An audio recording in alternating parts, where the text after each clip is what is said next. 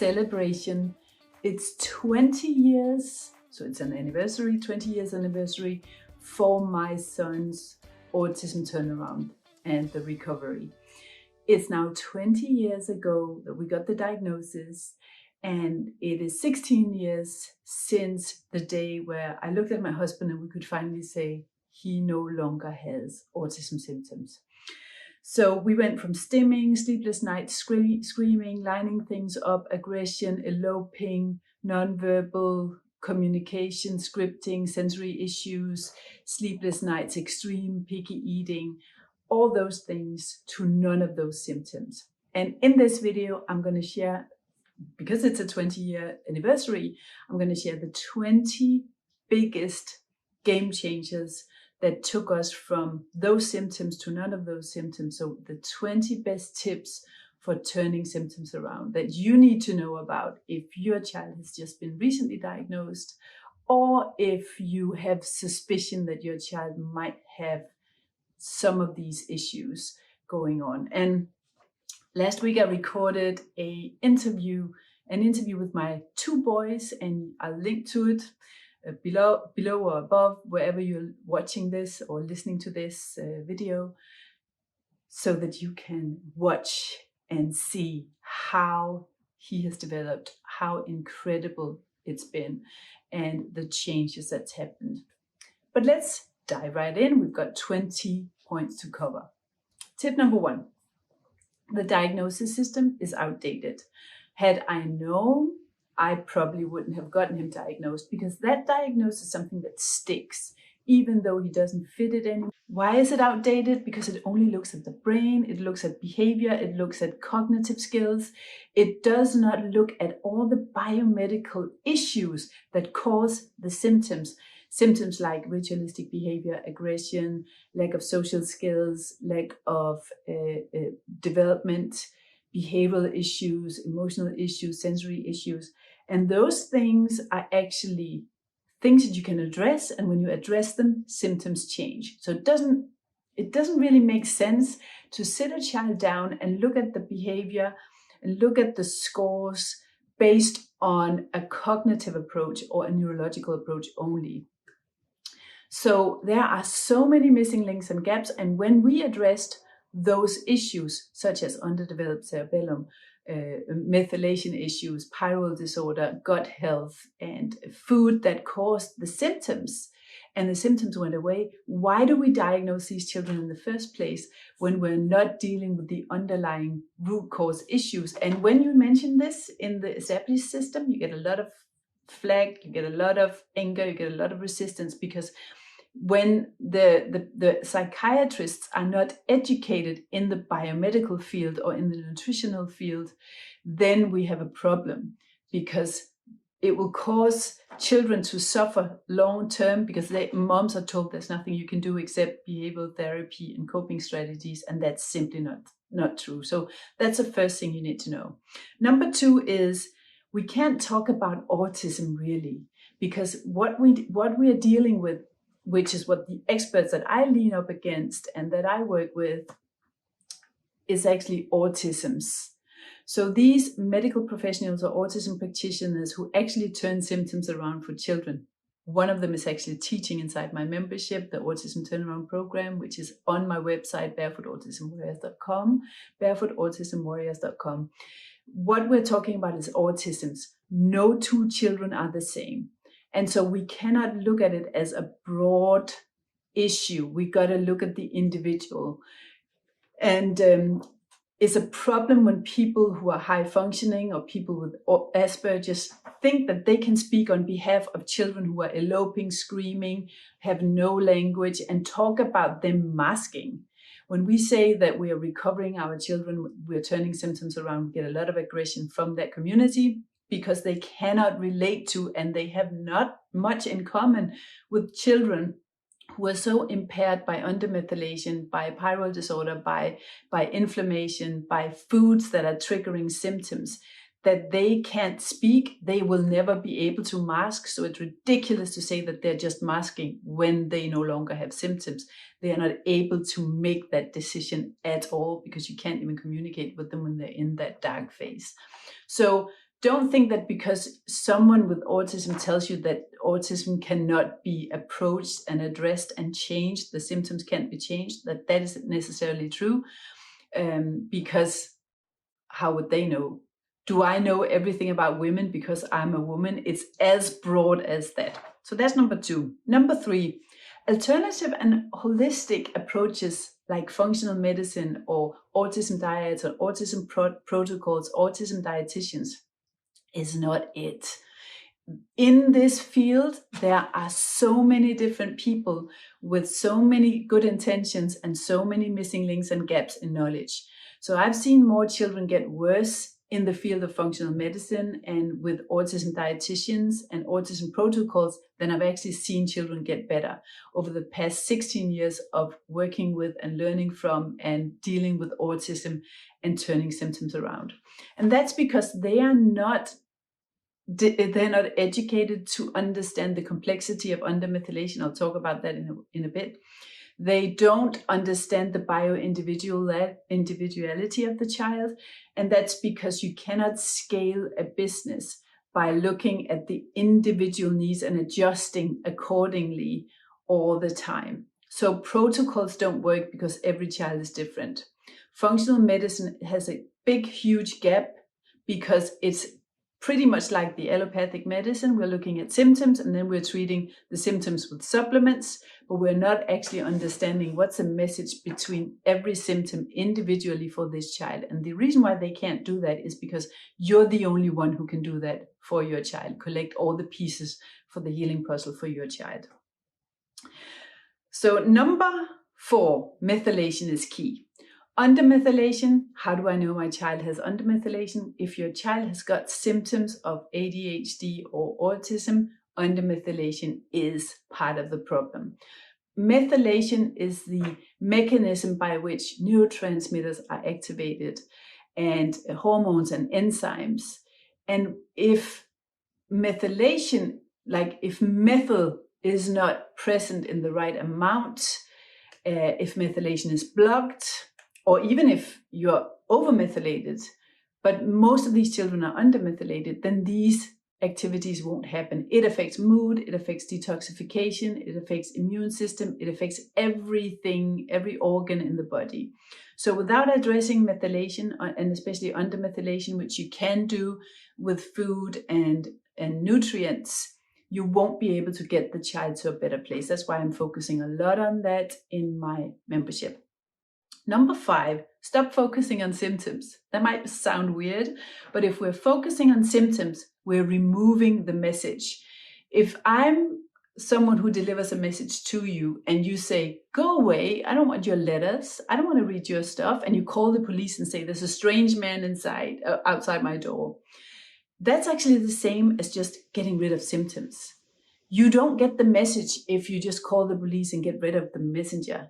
You don't get the message if you just throw supplements or pills or protocols at the symptom. And the symptom has a message for you and your child. And that message is something that's unique to you and your child.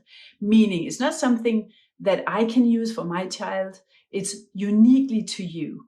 So understanding how to read the feedback from the body, how to understand messages, how to understand the language of your child's symptoms is key. And I wish I'd known that from the beginning.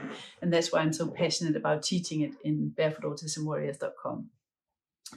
Number 6, avoid sugar and diets work. So avoid sugar because blood sugar issues actually cause more symptoms, and that works in different ways. For example, more receptor sites for glutamates. So the receptors for glutamates increase when blood sugar is unstable. So it creates more tantrums, more symptoms, more mood swings when you add sugar into the mix. So that leads me to number 7, which is food works if you do it right. It doesn't work if you just say, okay, I'm going to go gluten-free or I'm going to go almost gluten-free, or most of the time with gluten-free, you got to go all the way. Because it doesn't work if you give your child gluten every once in a while. Then you have to actually start from scratch. You need to understand what foods are the right foods for my child right now. And the needs change all the time. So you can't just follow a protocol, and what works now might not work later on. So you need to change the diet according to the feedback that you're getting from the body. You need to become intuitive with it. You need to become an expert in reading your child's symptoms and feedback, because the needs change with seasons. It changes with age. It changes if the child's stressed. It changes with the way that you live and environment. So that's why I'm so passionate about turning moms into experts in reading their child's symptoms and adjusting accordingly, rather than running from expert to expert and chasing symptoms and solutions outside of yourself. Number, I think 8 is don't feel guilty about changing the diet, or don't feel guilty about removing things from your child's life, such as toxins and screens and sugar and processed foods and gluten. No, it's not bad that your child's not eating the same as everybody else. In fact, it's the greatest gift that you can give your child, to only feed your child things that actually gives them independence in the future, gives them more emotional control, lessens their tantrums, let them sleep at night, let them develop cognitively and neurologically. It's not a shame to teach your child that you can not do the same things as other children all the time. And I know that autistic children have lost a lot already. They're struggling already, and we feel bad about setting boundaries, and we don't want to deal with the tantrums that comes our way when we do that. But that is a key that you need in order to unlock your child's potential, and in order to end all these tantrums and screaming and sleepless nights that actually prevents them from developing, prevents them from getting to independence and having a job and having a partner sometime in the future, getting an education, getting a driver's license. All those things were only possible for me because I removed the things that didn't benefit his development. And I dealt with the tantrums and his reactions, just like we do when we're parenting neurotypical children. We need to set the boundaries.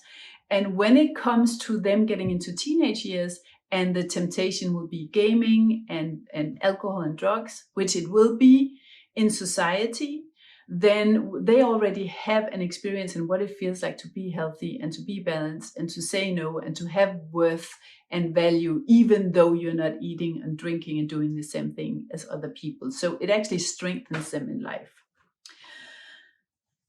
Next one is, you can't heal in the same environment that got you sick. It's actually logical. If where you live, the city you live in, the house you live in, the emotional environment that you are in created symptoms, you got to get away from that environment in order to turn symptoms around. Next one is, it's your journey. 80% of this is your journey. You can only heal your child to the level that you've healed yourself. You can only understand your child to the level that you fully understand yourself. So get to understand yourself first. That's why I work with moms, not the children, for the first 4 months of mentoring moms in the autism turnaround process. Next, autism communities, avoid them. They're dangerous. Why am I saying that? Well, did you know that the majority of communities that's focused on ideologies, gender dysmorphia, and online trolling is populated by adults or teenagers on the spectrum? And this is because our children really want to belong. They want to fit in. And even with the gender reversal surgeries, they had to close down the biggest clinic in the UK because it was mainly populated by or frequented by autistic young people or children. They didn't have the skills to deal with that. So our children do not necessarily know the consequences of their action. And many of these children or young people get into these very ideology-based or gender confusion-based organizations. It's like a natural step after adopting victim mentality or being attached to the diagnosis. identifying with the diseases or the symptoms or the diagnosis naturally leads into all these communities where you connect with other people who wear their symptoms as a badge of honor. And we want to avoid that if we actually want to change the symptoms. Next up is avoid comparison. I've lost count on, I think it's number 11 or something, 10. Avoid comparison and avoid following other moms' advice. Because what works for one mom very likely will make your child worse. That comes with it. It's relevant when we talk about diet. It's relevant when we talk about protocols, autism practitioners. If it worked for her, it's not going to necessarily work for your child because your child is completely different. So GAPS diet, Nemetschek diets, the medical medium diets, whatever Klinghardt protocol doctor that you hear other moms talk about and are tempted by, ignore it. Because I've seen, it's like a Russian roulette. I've seen children get worse by using the protocols and the detoxes and the zeolite and whatever diet or protocol supplement that another mom uses. I've seen children get irreversibly damaged by it, and heavy metal detoxes as well. So you have to understand your child's bio-individuality. Don't follow other moms' advice. Become an expert instead yourself. Lost count. It's a marathon, not a sprint. It took me 8 years to get my child from all these symptoms to none of the symptoms. With the moms that I work with, it takes between 12 and 14 months. Don't expect quick changes. If you are someone who wants quick changes, the turnaround process is definitely not for you. There are no quick fixes, no quick cures, nothing like that. So you've got to be patient because this is a 100% turnaround of all the things that you do in your life if you want to help a child with such comprehensive issues as autism symptoms.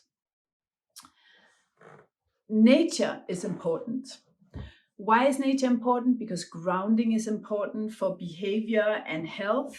Light is important because every organ in the body has a clock that responds to light, and we cannot heal indoors. That's all I want to say about that. That's one of the most important things. That's why we moved out from the city and spent a lot of time outdoors grounding in the beginning of my son's turnaround process. Next one is your child will express what you suppress. If you feel like a victim, if you are in denial, if you don't treat yourself well, your child will express what your inner child feels. Your child is linked to you via your immune system, via your breathing and heart rate. Your child will mimic that. And so if you're stressed, your child will be stressed, and that will affect your child's heart rate and breathing rhythm and immune system negatively. So your child cannot detoxify and have a healthy immune system or a healthy gut if you're stressed, because it's like your child is actually plugging into your nervous system, reading you and copying the way that you breathe as well. So you've got to heal yourself first. Next one is stop delegating the responsibility. You're the one that needs to collect all the pieces of the healing puzzle. That doesn't mean that you don't need help to educate yourself to become that expert, but you cannot, no one's coming, no one's going to fix this for you, no one's going to tell you what to do. You have to learn how to discern and choose and collect the pieces of the healing puzzle for your child. You got to, next up, understand that the brain hates change.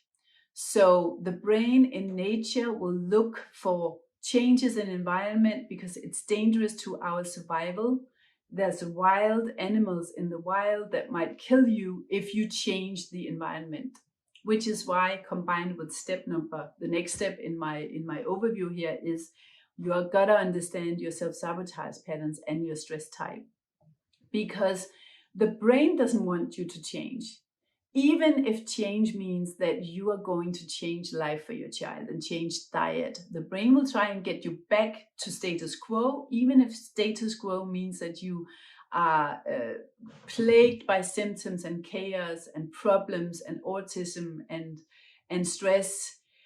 there's a subconscious part of you that'll try to prevent you from recovering or turning symptoms around so that you can maintain a safety of a familiarity, even if that familiarity is unhealthy food and autism. And the more intelligent you are, the more sophisticated these self-sabotage patterns will be. Next step is understand your stress type, because if you're a cortisol type, A-type, stress type personality, you'll be a head on a stick, you won't be able to really connect with your body, and you need that body in order to read your child's symptoms and adjust nutrition and lifestyle accordingly. And if you're a thyroid type, you're a pleaser and you're used to ignoring your body's needs, you're used to abandoning yourself, you're used to self-sabotage, and both types actually feel worse when they exercise, and they don't have much energy, and they're pretty much in a very bad state with their health and their stress levels. You need to fix that first before you can help your child. And then finally, my last step in this 20 steps to turn symptoms around anniversary version is screens make matters worse. Screens and headphones actually make symptoms worse. Inner ear is linked to behavior and emotional control, mood swings, learning and developing skills. When we are wearing headphones or noise cancellation tools, we actually make symptoms worse and we impair learning. Screens increase symptoms like tantrums and mood swings, and an indoor lifestyle, which is linked to screens, will actually slow down you and prevent you from experiencing a real turnaround. Now, I hope this was useful, and I can tell you that turning symptoms around for my child also changed my whole family. We lost a tremendous amount of weight. We got rid of symptoms like asthma and allergies. We got rid of ADHD symptoms and anxiety and depression as well. So turning symptoms around is a project for the whole family. And my mission in life is to inspire other moms to do the same. So if you want to connect with me, you can go to barefootautismwarriors.com and download one of my free guides. Watch the video about the interview with my sons to see where we are at today and our story in general. And subscribe to this channel and like this video if you want to hear more from me, and if you want to support my work in trying to be a voice in this autism epidemic, a voice of the possibility of turning symptoms around based on my experience with my own child. Thank you for watching.